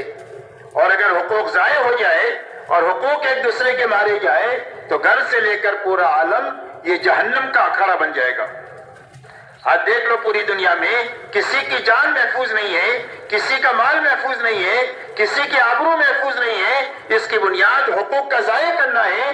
جب تک یہ حقوق کا ضائع ہونا رہے گا، جب تک جان مال غیر محفوظ رہے گی، اور جب حقوق کی ادائیگی دنیا میں زندہ ہو جائے گی تو پوری دنیا میں ہر ایک کی جان مال آبرو محفوظ ہو جائے گی۔ اسی لیے ایمان والوں کے بارے میں حضور صلی اللہ علیہ وسلم فرماتے ہیں کہ ایمان والوں کی مثال ایک دوسرے کے ساتھ محبت کرنے میں، ایک دوسرے کی بھلائی چاہنے میں اور ایک دوسرے کے کام آنے میں اور ایک دوسرے کی غلطی معاف کرنے میں ایسی ہے جیسا کہ ایک جسم ہوتا ہے۔ جسم کے سارے اعضاء کی شکل الگ ہے، ہر ایک کا کام الگ ہے۔ ہاتھ پکڑتا ہے چلتا نہیں ہے، آنکھیں دیکھتی ہے بولتی نہیں ہے، ہر ایک کی شکل الگ ہے، ہر ایک کا کام الگ ہے، لیکن آپس میں اتنا جوڑ ہے کہ چلتے ہوئے ٹھوکر لگ جائے تو پورا جسم اس کی تکلیف کو محسوس کرتا ہے، اور اچھا کھانا کھا لے یا رات کو سو جائے تو پورا جسم اس کی لذت اور راحت کو محسوس کرتا ہے۔ فرمایا اسے ایمان والوں کی مثال ہے کہ کوئی ایمان والا اپنے بھائی کی برائی کو سوچ ہی نہیں سکتا، جیسا ایک عضو دوسرے عضو کی برائی نہیں سوچ سکتا۔ کبھی پیر ہی نہیں کہیں گے میں جسم کے بوجھ کو کیوں اٹھاؤں، کبھی زبان ہی نہیں کہے گی کہ پیر کی تکلیف میں اپنی زبان کو کیوں ہلاؤں۔ ہر عضو اپنے لیے کم کام کرتا ہے، دوسرے کے لیے زیادہ کرتا ہے۔ فرمایا ایمان والوں کی مثال یہ ہے، اور جب ایمان والے آپس میں ایک ہوں گے اور نیک ہوں گے تو اللہ کی مدد کے مستحق ہو جائیں گے۔ اللہ کی مدد کے اٹھنے کا سب سے بڑا سبب آپس کا اختلاف اور افتراق ہے۔ جب امت مختلف کھانوں میں بڑھ جاتی ہے، زبان کے لیول پر، زبان کے وجہ سے یا قوم کی وجہ سے یا وطن کی وجہ سے یا رنگ و روپ کی وجہ سے، جب مختلف کھانوں میں امت بڑھ جاتی ہے تو اللہ کی مدد سے محروم ہو جاتی ہے۔ اسی لیے حضور پاک صلی اللہ علیہ وسلم نے جاہلیت کی ساری رگوں کو کاٹا ہے اور کاٹ کر آپ نے امت کو ایک بنایا ہے اور نیک بنایا ہے اور پوری امت کو اللہ پر جمع کیا ہے. کہ امت کون ہے؟ کہ اللہ والے ہیں. انما المؤمنون اخوہ، کہ سارے ایمان والے آپس میں بھائی بھائی ہیں. سب سے بڑا رشتہ ایمان کا رشتہ ہے. اسی لیے غزوہ بدر کے موقع پر جب قیدیوں کے بارے میں رائے لی گئی تو حضرت عمر رضی اللہ تعالیٰ نے جو رائے دیا وہ یہ رائے دیا کہ اللہ کے نبی، میری رائے یہ ہے کہ ہر ایمان والے کا کوئی نہ کوئی رشتہ دار سامنے قیدی ہے، اس ایمان والے کے ہاتھ میں اس کے رشتہ دار کو دے دو. کافر بیٹے کو مسلمان بیٹے کے ہاتھ میں دے دو، باپ کو وہ اس کی گردن مار دے. بھائی کو بھائی کے ہاتھ میں دے دو، چاچا کو بھتیجے کے ہاتھ میں دے دو، تاکہ اللہ کے سامنے ہم ثابت کر دیں کہ ہم سارے رشتوں سے اوپر اٹھ چکے ہیں. ہمارا رشتہ سب سے بڑا رشتہ ایمان کا ہے. جو ایمان والا ہے جو ہمارا ہے، جو ایمان والا نہیں وہ ہمارا نہیں. اس لیے میرے محترم دوستو، ایمان والوں کی مثال اللہ کے نبی صلی اللہ علیہ وسلم نے یہ دیا اور یہ فرمایا تم میں کا کوئی بھی کامل مومن بن نہیں سکتا ہے جب تک وہ اپنے بھائی کے لیے وہ چیز پسند نہ کرے جو اپنے لیے پسند کرتا ہے. یہی انصاف ہے. ہماری معاشرت کی بنیاد انصاف پر ہے کہ اپنے لیے جو پسند کریں گے اپنے سارے ایمان والے بھائیوں کے لیے پوری دنیا میں پسند کریں گے. جس قوم کا ہو، جس وطن کا ہو، جس زبان کا ہو، جس رنگ کا روپ کا ہو، وہ ایمان والا ہے، وہ ہمارا ہے. یہ سب سے بڑا رشتہ ہے. اس لیے فرمایا اس کے لیے وہ پسند کریں گے جو اپنے لیے پسند کریں گے. صرف وہی نہیں کریں گے بلکہ احسان بھی کریں گے. ضرورت پڑنے پر اپنی ضرورت کو اٹکا کر اس کی ضرورت پوری کریں گے. 7 گھروں میں بکری کی سری گھوم پھر کر پہلے گھر پر واپس آتی ہے، ان کے فقر کا بھی پتہ دیتی ہے اور ان کے اخلاق کا بھی پتہ دیتی ہے کہ بھلے بھائی میں بھوکا رہ جاؤں، میرا بھائی کھا لے. 3 صحابی بھوک پیاس کے حالت میں مر رہے ہیں، اپنے بھائی سے پہلے پانی پینے کو پسند نہیں کر رہے کہ ہمارا ایمان والا بھائی ہے، اس کو ہم اپنی ضرورت کو اٹکائیں گے، اس کی ضرورت کو پوری کریں گے. ہماری معاشرت کی بنیاد حیا پر ہے. حیا زندگی میں ہوتی ہے تو انسان بہت سارے گناہوں سے بچا رہتا ہے. اسی لیے فرمایا اذا فاتک الحیا فافعل ما شئت، فرمایا جب حیا ختم ہو جائے تو جو چاہے وہ کرو. شرم ہی کی وجہ سے بہت سارے گناہوں سے آدمی بچتا ہے. شرم ختم ہوئی تو آدمی کی اوقات ختم ہو گئی. اور یہ فرمایا ہماری معاشرت کی بنیاد سادگی پر ہے. تعیش سے منع کیا گیا کہ اپنے آپ کو عیش کا عادی نہیں بنانا، راحت پسندی کا عادی نہیں بنانا، اپنے آپ کو مجاہدے کا عادی بنانا، جفاکشی کا عادی بنانا، اپنے آپ کو کم سے کم چیزوں سے اپنی ضرورت کے پورے کرنے کا عادی بنانا. اس لیے کہ سادگی ہوگی تو زندگی آسان ہو جائے گی، ورنہ راحت پسندی میں زندگیاں مشکل ہو جاتی ہے. اس کے لیے بہت کمانا بھی پڑتا ہے اور بہت تھکنا بھی پڑتا ہے. اس لیے میرے دوستو ہماری معاشرت حضور صلی اللہ علیہ وسلم والی معاشرت بنی کہ جس کے راستے سے دنیا کے ہر ایمان والے کو اپنے دوسرے ایمان والے سے نفع پہنچے، کسی کو اس سے نقصان نہ پہنچے. کسی کی غلطی ہو تو اس کو درگزر کریں، کوئی مصیبت میں ہے تو اس کا ہاتھ بٹائیں. یہ ہماری معاشرت کی بنیادیں ہیں. اسی کے ساتھ میرے محترم دوستو، اللہ تعالیٰ نے اس دنیا کو ضرورت کے پوری کرنے کی جگہ بنایا ہی ہے. یہ خواہشات کے پوری کرنے کی جگہ نہیں ہے. ہر انسان میں اللہ نے ضرورت بھی رکھی ہے، خواہش بھی رکھی ہے. ضرورت محدود ہے، خواہش لامحدود ہے. ضرورت کے پورا کرنے کا بھی اللہ نے وعدہ کیا اور خواہش کے بھی پورا کرنے کا اللہ نے وعدہ کیا. لیکن ضرورت کے پورا کرنے کا وعدہ اللہ نے دنیا میں کیا، اس لیے کہ خواہش محدود ہے اور ضرورت محدود ہے. دنیا میں ضرورت پوری ہو سکتی ہے، خواہش کسی کی پوری نہیں ہو سکتی. اس لیے خواہش کی پوری کرنے کا وعدہ اللہ نے جنت میں کیا. اور ہر انسان کی 5 ضرورتیں ہیں، کھانا ہے، کپڑا ہے، مکان ہے، سواری ہے اور شادی ہے. ہر مرد اور عورت کی 5 ضرورتیں ہیں. ان ضرورتوں کو حلال طریقے سے حاصل کرنا، سنت طریقے پر پوری کرنا، حرام سے بچنا اور اسراف سے بچنا. جب حلال سے اپنی ضرورتوں کو حاصل کریں گے تو اس کے لیے جو تھکیں گے اس پر بھی اللہ انعام دیں گے.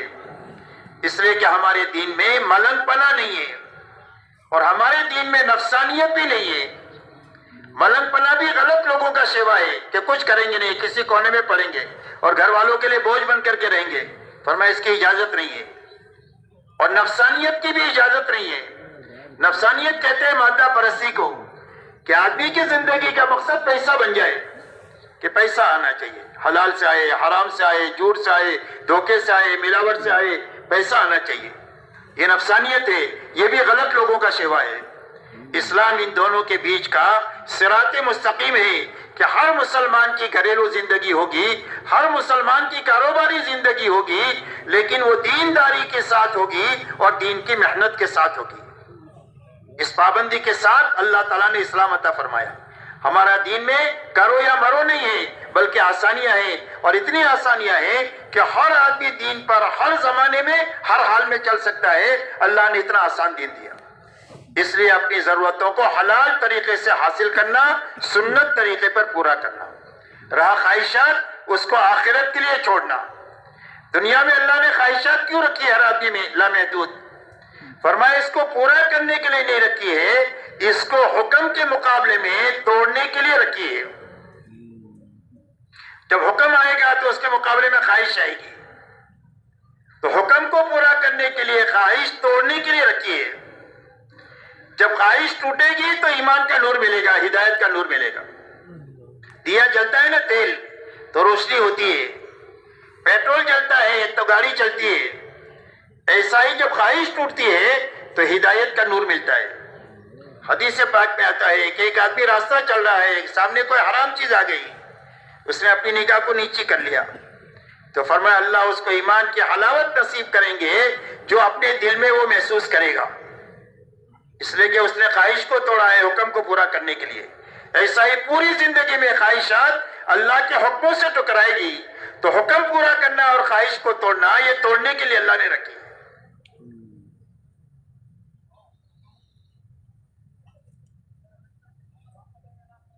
اور خواہش پوری کہاں کریں گے؟ فرمایا جنت پہ پوری کریں گے. اس لیے کہ آخرت لامحدود ہے، تو وہاں پر لامحدود خواہشات پوری ہوگی. اسی لیے فرمایا وَلَكُمْ فِيهَا مَا تَشْتَهِي أَنفُسُكُمْ وَلَكُمْ فِيهَا مَا تَدَّعُونَ. فرمایا تمہارے لیے جنت میں وہ ہے جو تمہارا جی چاہے. کبھی جی کے چاہنے کی کوئی حد ہے؟ جی تو کچھ بھی چاہ سکتا ہے. کہ بھئی کسی فقیر سے یوں کہو کہ پوری دنیا کا بادشاہ بننا چاہتا ہے تو کہ بھئی کیا کہے گا؟ ہاں کہے گا کہ نہ کہے گا؟ ہاں کہے گا، لیکن بیچارہ بن نہیں سکتا یہاں. لیکن آخرت میں اس کی خواہش پوری ہوگی. ہر آدمی اپنی جنت میں جنتیوں کی شاہانہ شان سے رہے گا، بادشاہوں کی طرح. اسی لیے فرمایا وَإِذَا رَأَيْتَ ثَمَّ رَأَيْتَ نَعِيمًا وَمُلْكًا كَبِيرًا. اے مخاطب تو دیکھے گا، پھر دیکھے گا، کیا دیکھے گا؟ فرمایا نعمتوں کا لامتناہی سلسلہ ہوگا جو کبھی ختم نہیں ہوگا، کبھی روک ٹوک نہیں ہوگی، اور ہر ایک کا بہت بڑا ملک ہوگا.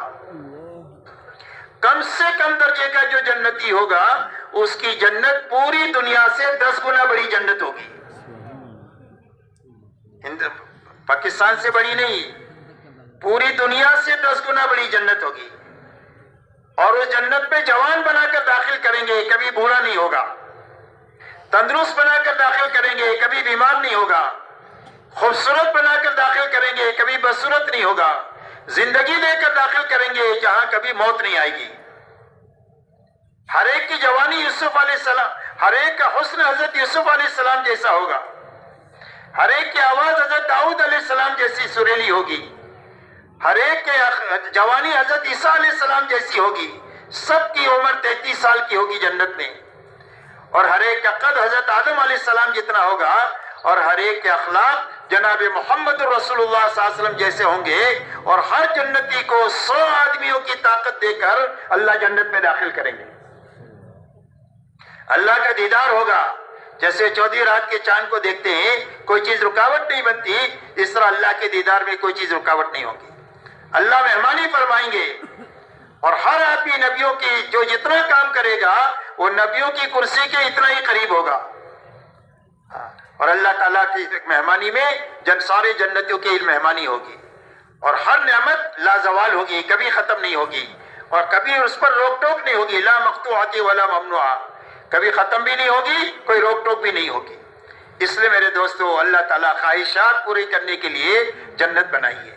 اور دنیا ضرورت کی پوری کرنے کی جگہ ہے. اس کو حلال طریقے سے حاصل کرنا ہے، سنت طریقے پر پوری کرنا ہے. حرام سے بچنا ہے اور اسراف سے بچنا ہے، اس لیے کہ حلال اور حرام کی تاثیر ایسی ہے جیسا کہ کھانے کی ہوتی ہے۔ آدمی اچھا کھانا کھائے تو طاقت بنے گی، خوشی محسوس ہوگی۔ سڑا ہوا کھانا پیٹ میں چلا گیا تو کیا ہو جائے گا؟ بدہضمی ہو جائے گی، قے ہو جائے گی، جلاب ہو جائے گا، پھوڑی پھوسی نکل جائے گی۔ کہ کیا ہوا؟ کہ فوڈ پوائزن ہو گیا۔ ایسے ہی حلال اور حرام کی تاثیر ہے۔ جب زندگیوں میں حرام آتا ہے تو حرام سوچتا ہے، اور جب حلال آتا ہے تو زندگی میں حلال کام کرنا آدمی کو سوچتا ہے۔ حلال اور حرام کی اتنی تاثیر ہے۔ ایک اللہ والے فرماتے ہیں میری دعوت کیا ایک نیک آدمی نے، اور اس کا کھانا کھانے کے بعد کئی دنوں مجھے تہجد پڑھنے کا مزہ آیا، اور ایک غلط آدمی کے یہاں میری دعوت ہوئی، اس کا کھانا کھانے کے بعد کئی دنوں میرے اندر بدکاری کا جذبہ پیدا ہوا۔ اللہ میری آپ کی اور پوری امت کی حفاظت فرمائے۔ اس لیے میرے دوستو اپنے کھانے کمانے کی لائنوں کو علماء پر پیش کر کر کے ہر قسم کے حرام سے، ناجائز سے، مشتبہ سے، مکروہ سے نکالتے ہوئے پاک صاف لقمہ ہمارے پیٹ میں جانا چاہیے، اور ہمارے بچوں کے پیٹ میں جانا چاہیے، اور ہماری عورتوں کے پیٹ میں جانا چاہیے۔ ہم حلال کمائی کما کر ان کے اوپر خرچ کرنے کے مکلف ہیں، حرام کمائی کر کے خرچ کرنے کے مکلف نہیں ہیں۔ اس لیے میرے دوستو حرام سے بچانا، حلال سے کمانا، سنت طریقے پر اپنی ضرورتوں کو پوری کرنا، اسراف سے اپنے آپ کو بچانا۔ اس لیے کہ اسراف کی مثال اللہ والے فرماتے ہیں آگ کی ہے۔ آگ میں کتنا بھی لکڑی ڈالو سب کو جلا دے گی، اس کا پیٹ بھرے گا ہی نہیں۔ ایسا اسراف جب زندگی میں آ جاتا ہے تو ساری جانی مالی طاقت کو کھا لیتا ہے۔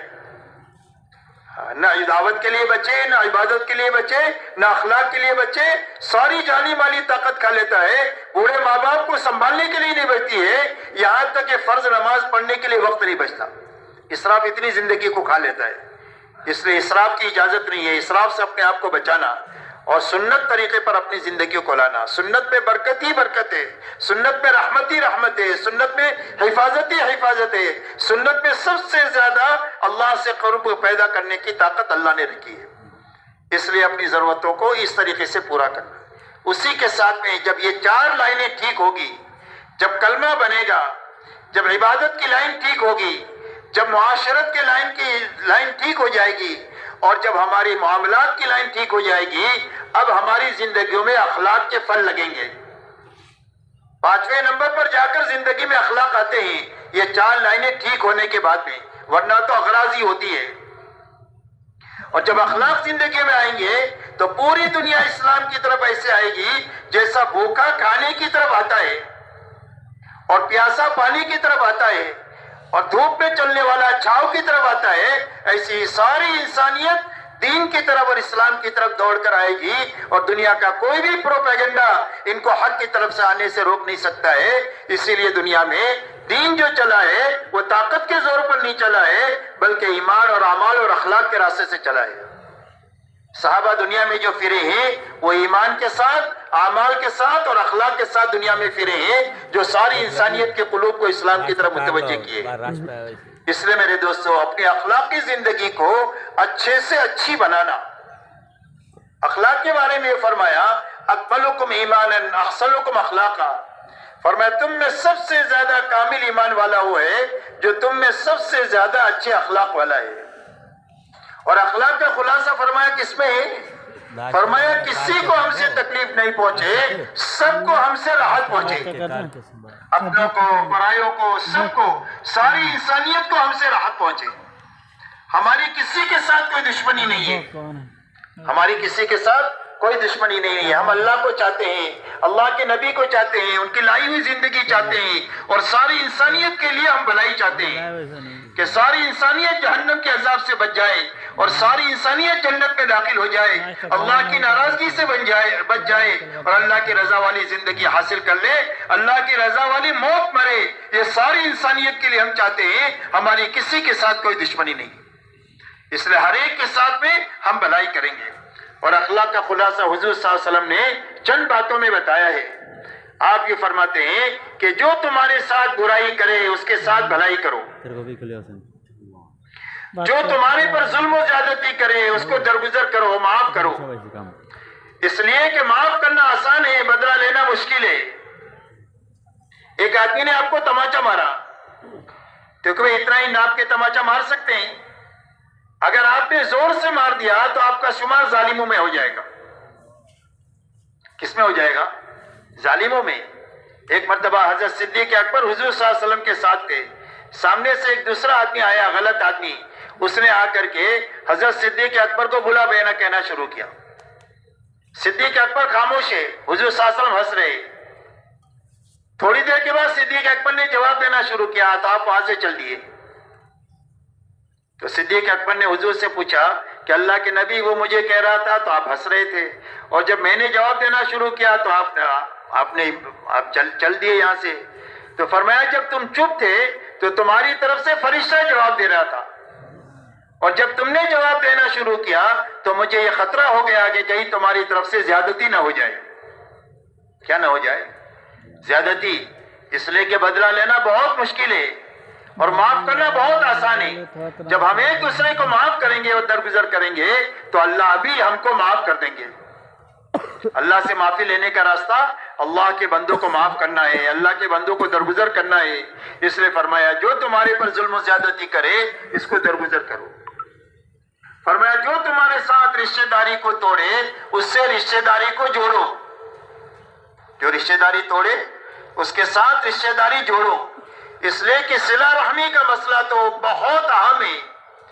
قیامت کے دن صلہ رحمی اللہ سے کہے گی اے اللہ جس نے مجھے دنیا میں جوڑا اپنی رحمت سے اس کو جوڑ دے، اور جس نے مجھے دنیا میں توڑا اپنی رحمت سے اس کو کاٹ دے۔ اس لیے ہر حال میں رشتہ داری کو نبھانا چاہیے، چاہے کتنا ہی اپنی آنکھ پر جھیلنا پڑے، کتنا ہی برداشت کرنا پڑے، کبھی رشتہ داری کو خراب نہیں کرنا چاہیے۔ اپنے ماں باپ کے ساتھ، اپنے بھائی بہنوں کے ساتھ، اپنے سسرالی رشتہ داروں کے ساتھ، اپنے اور رشتہ داریوں کے ساتھ، کسی رشتہ داری کے ساتھ میں کبھی بھی بگاڑ نہیں کرنا چاہیے، بلکہ صلہ رحمی کے ساتھ میں رہنا چاہیے۔ اس لیے کہ صلہ رحمی سے رزق میں بھی برکت ہوتی ہے اور عمر میں بھی برکت ہوتی ہے۔ اس لیے فرمایا جو رشتہ داری کو توڑے اس کے ساتھ رشتہ داری کو جوڑو، اور فرمایا جو تمہیں کبھی کھانے چائے پانی کو نہ پوچھے اس کو کھلاؤ پلاؤ، جو کبھی چائے پانی کا نہ پوچھے اس کو کھلانا پلانا۔ فرمایا اولین اور آخرین کے اخلاق ہے۔ اور حضور صلی اللہ علیہ وسلم کے زمانے میں جتنی زبردست جاہلیت تھی وہ جو ختم ہوئی ہے وہ آپ کے اخلاق کے راستے سے ختم ہوئی ہے۔ جو آپ کے جان کے دشمن تھے وہ آپ کے لیے جان دینے والے بن گئے، جو آپ کے جان لینے والے تھے وہ جان دینے والے بن گئے، اور جو آپ کے دشمن تھے وہ آپ کے دوست بن گئے، اور آپ کے اوپر اپنا سب کچھ نشاور کرنے والے بن گئے۔ میرے دوستو حدیبیہ کے موقع پر سہیل ابن عمرو یہ لکھنے کے لیے تیار نہیں ہے من محمد رسول اللہ، لیکن اللہ تعالیٰ نے فتح مکہ کے بعد حجۃ الوداع میں ایسا حال بنایا کہ سہیل ابن عمرو کھڑے ہیں، حضور صلی اللہ علیہ وسلم حلق کرا رہے ہیں اور آپ کے بالوں کو اٹھا رہے ہیں اور اپنے آنکھوں سے چوم رہے ہیں، اور آپ وضو کر رہے ہیں اور آپ کے وضو کو لے کر کے اپنے بدن کے پر مل رہے ہیں۔ جو محمد رسول اللہ لکھنے کے لیے تیار نہیں ہے کہ اگر آپ کو اللہ کا نبی مانتے تو جھگڑا کہیں کا تھا، آپ لکھو بھی محمد ابن عبداللہ، لیکن اللہ نے ایسی زندگیاں بدلی ہے وہ آپ کے اخلاق کے راستے سے بدلی ہے۔ اسی لیے آپ اندازہ لگاؤ حضور پاک صلی اللہ علیہ وسلم جب فاتحانہ طور پر مکہ مکرمہ میں داخل ہوئے ہیں تو مکہ مکرمہ میں آپ کے ساتھ میں 10,000 جان نثاروں کی جماعت ہے، اور مکہ میں وہ لوگ موجود ہیں جو آپ کے لیے آپ کے راستے میں کانٹے بچھائے، آپ کے پر اونٹ کی ہوئی ڈالی، آپ کی بیٹی حضرت زینب کو نیزہ مارا، اور آپ کے خباب کو، خبیب کو، عمار کو، یاسر کو، سمیہ رضی اللہ عنہ مجمعین کو تکلیفیں پہنچائی اور شہید کیا ہے، لیکن آپ نے کسی سے بدلہ نہیں لیا۔ آپ نے فرمایا یہ بتاؤ میں تمہارے ساتھ کیا معاملہ کروں گا؟ مکے والوں نے کہا اخن کریم ابن اخن کریم، فرمایا آپ تو بھلے ہیں، بھلوں کی اولاد ہیں۔ آپ نے فرمایا میں تمہارے ساتھ وہ معاملہ کروں گا جو میرے بھائی یوسف نبی نے اپنے بھائیوں کے ساتھ کیا تھا، جن بھائیوں نے کنویں میں ڈالا اور حالات سے گزرنا پڑا۔ جب یہ بھوکے ان کے پاس آئے ہیں تو کہا لا تثریب علیکم اليوم، تمہارے پر کوئی لعن طعن نہیں، اللہ تم کو معاف کرے، ہم نے تم کو معاف کر دیا۔ فرمایا انتم الطلقاء، جاؤ تم سارے کے سارے آزاد ہو۔ مکے والے کہتے ہیں ہم کو ایسا لگ رہا تھا کہ ہم اپنے قبروں سے نکلے ہیں اور ہم کو نئی زندگی ملی ہے۔ یہ ایسی اخلاقی زندگی لے کر آپ دنیا میں تشریف لائے۔ اس کا نتیجہ یہ ہوا کہ پورے مکہ کے 100% لوگ ایمان میں داخل ہوئے سوائے چند کے، اور اس کے بعد میں مکہ کا فتح ہونا کیا تھا کہ اللہ تعالیٰ نے پورے عالم میں ہدایت کے پھیلنے کی ہوائیں چلا دیا، یہاں تک کہ فتح مکہ میں 10,000 ہے، تبوک میں 30,000 ہے، حجۃ الوداع میں 1.25 لاکھ ہے، اور خلافت راشدہ کے 30 سالہ دور میں دنیا کے کونے کونے میں اللہ کا کلمہ بلند ہو چکا ہے اور کفر کا کلمہ نیچے ہو چکا ہے، پوری دنیا امن و امان کا گہوارہ بن چکی ہے، اور ایمان والوں کی طرف کوئی میلی نگاہ سے دیکھنے کی ہمت اور سکت نہیں رہی ہے۔ اللہ نے ایسے امن و امان اور سلامتی کی فضا دنیا میں بنائی اتنے تھوڑے سے عرصے میں۔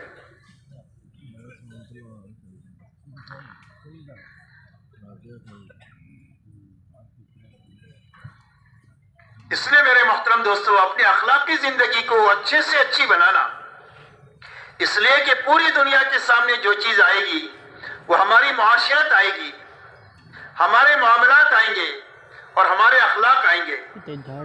ایمان دل میں ہوتا ہے، نماز ہم مسجد میں پڑھتے ہیں، روزہ پیٹ میں ہوتا ہے، زکوٰۃ ایمان والوں کو دیتے ہیں، حج بیت اللہ میں کرتے ہیں، جہاں کسی بے ایمان کا داخلہ ممنوع ہے۔ پوری دنیا کے سامنے جو اسلام آئے گا وہ معاشرت کے راستے سے آئے گا، معاملات کے راستے سے آئے گا اور ہمارے اخلاق کے راستے سے آئے گا۔ اس لیے میرے دوستو، اپنی لائنوں کو اچھے سے اچھی بنانا، یہ دعوت اور تبلیغ کی محنت ان بنیادوں کو زندگی میں لانے کے لیے ہے۔ اسی کے ساتھ میرے دوستو، اپنی منزل اللہ کو بنانا، آخرت کو بنانا۔ کہ ہم اس دنیا سے کیا چاہتے ہیں؟ فرمایا اس دنیا سے ہم پھوٹی کوڑی نہیں چاہتے۔